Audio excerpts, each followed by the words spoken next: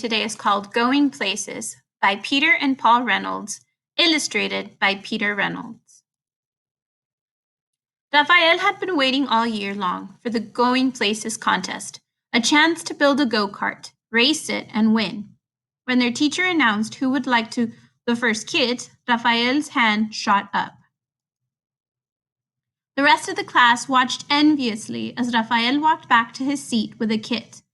Mrs. Chanda assured them, "Don't worry, you'll all be getting one." And they're all exactly alike.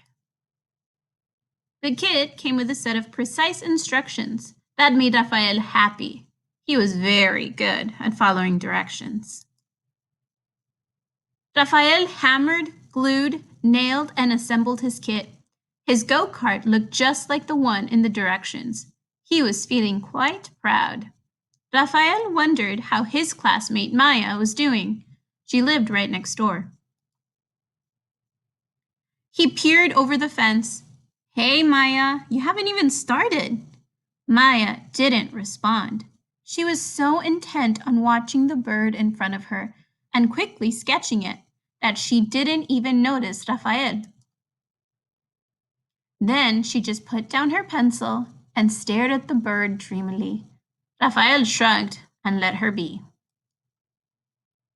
The next morning, Rafael checked back in to see how Maya was doing. "Wow, what is that?" he asked. Maya grinned. "You like it?" Rafael responded slowly. "Yeah, extremely cool. But, Maya, there's just one little problem. That's not a go-kart."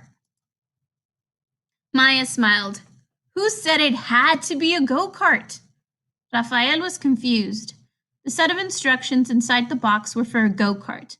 But then again, they didn't say it had to be a go-kart. He looked again at Maya's contraption. After a moment, he grinned. "I get it. Hey, Maya, I really want to win this race. The instructions never said we couldn't team up either." And so they did, working late into the evening. The next day, everyone gathered for the big race.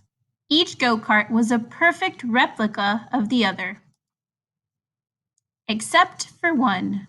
One of the kids laughed. "Looks like you had trouble going with the Going Places instructions. You're going places, all right. You're going to lose." Maya and Rafael didn't even have time to respond because the announcer's big boomy voice called out, "Attention racers, start your engines.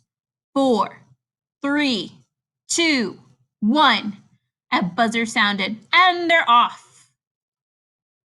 While all the other go-karts disappeared in a cloud of dust, Maya just sat there in the motionless vehicle.